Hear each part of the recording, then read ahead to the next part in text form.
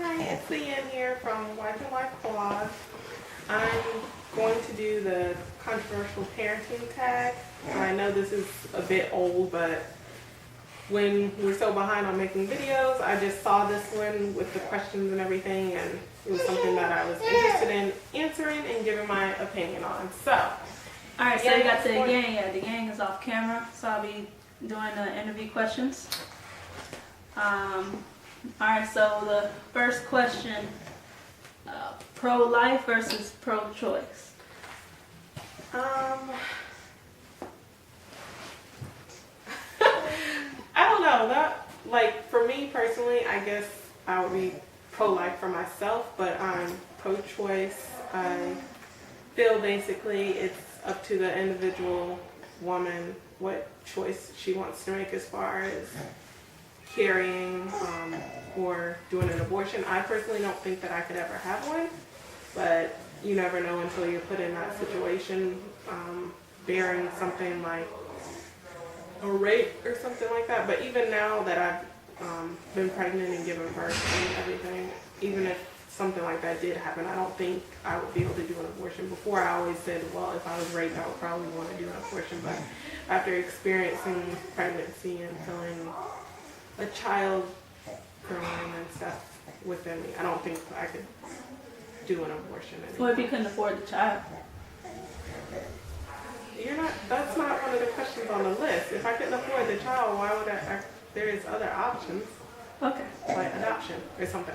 But as far as other people, it should be a choice that's an option that's available, because some people don't want to do adoption or whatever. So if they want to make that choice of doing abortion, that's fine for them. It's just personally a choice I don't think I would be able to make. Alright.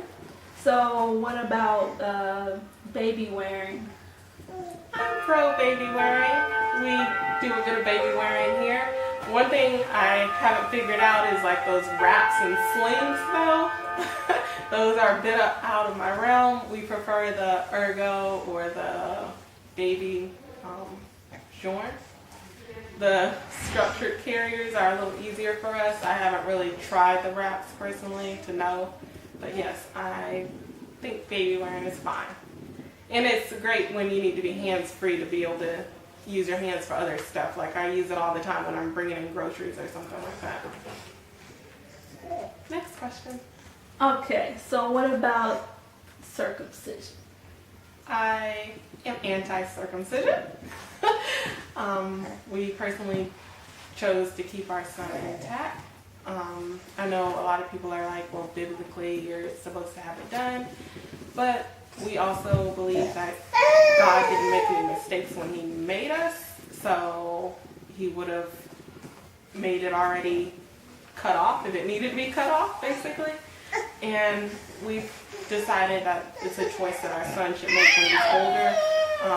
We did a lot of research and a lot of back and forth on it, because my wife actually felt very strongly originally for getting it done, and I felt very strongly the opposite way. So we did a lot of research, and we actually found that the U.S. is one of the few countries where it's really common to have it done.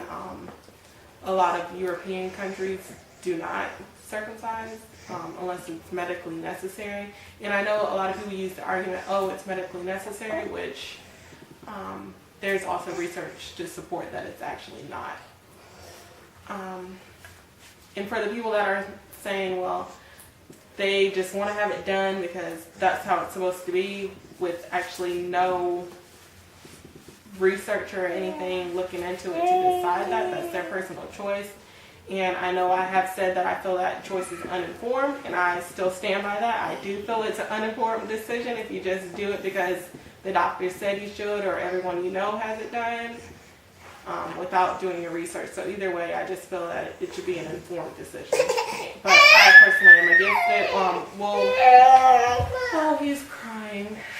We'll give him the option when he's entering puberty, somewhere between probably 13 and 15, maybe, whatever, for him to have the decision to either do it if he wants to or not do it, whatever. We'll support him either way. We'll pay for it if insurance won't cover it or whatever he decides to do it, but it's his body, so we don't personally feel that we should alter it.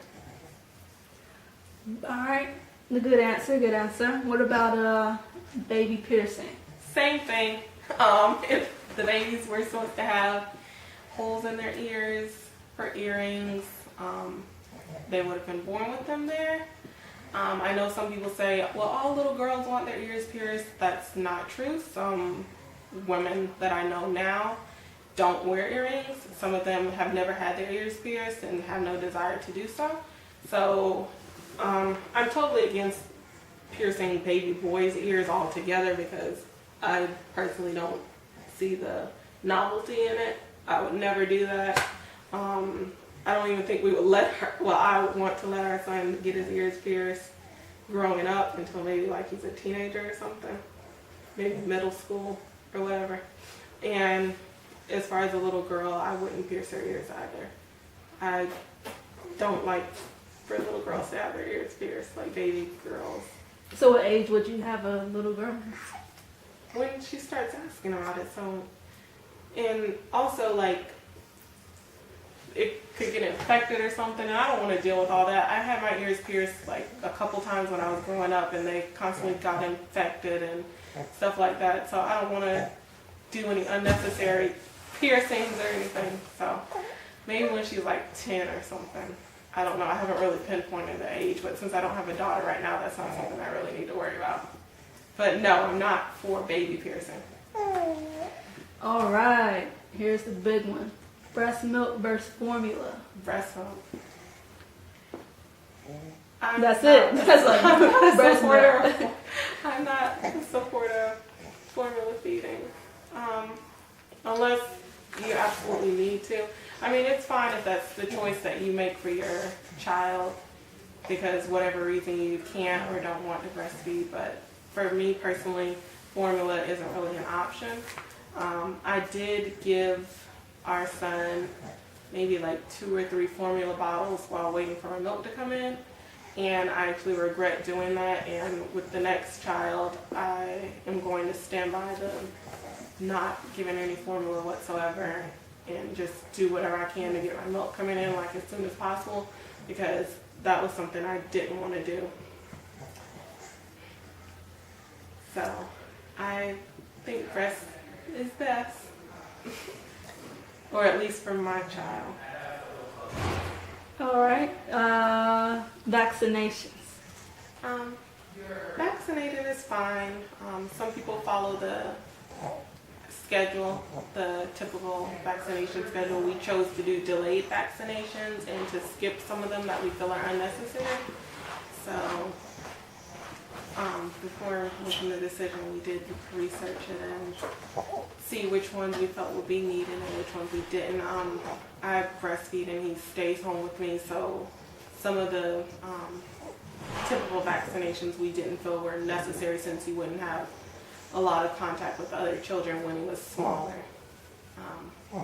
But either way, I mean, I'm fine if you want to do all the vaccinations on schedule, that's fine. If you want to delay them, that's fine.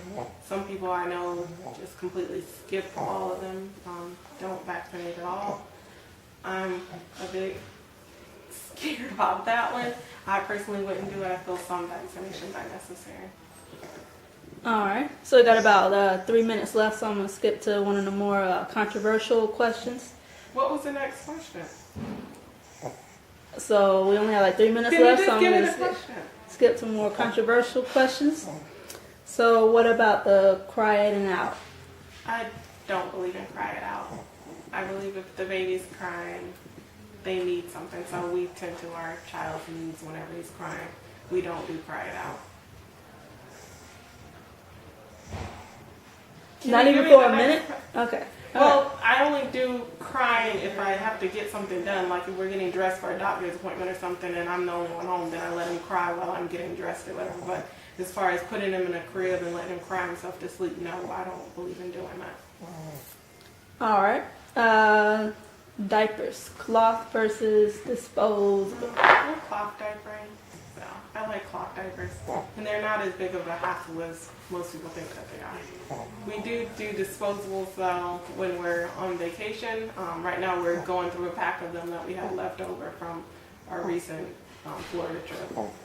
But at home we do cloth 98% of the time. All right. What about spanking? I don't really like spanking. We may do occasional spankings. I personally don't really want to though. I want to see if we could try alternative methods of discipline first. All right. Medicating children. If they need medicine, I'll give it to them.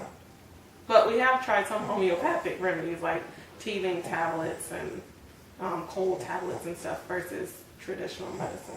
What about for like ADHD and stuff like that, or ADD? Well, I don't know. I haven't thought about that. Like, I guess if they need to be medicated to know how to act, I don't know. Like, that wasn't even on the list. Yes, it was. Oh, I didn't see that question. All right, About so ADHD.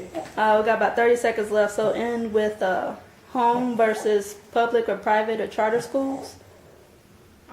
Either public or private. You Either in way is homeschool? fine. It doesn't seem like most schools are safe. If I had the time to homeschool, I probably would, but I don't think I have the time or patience for that right now. And that's the last question, so we're running out of time. Next, Yang will do the controversial parenting tag.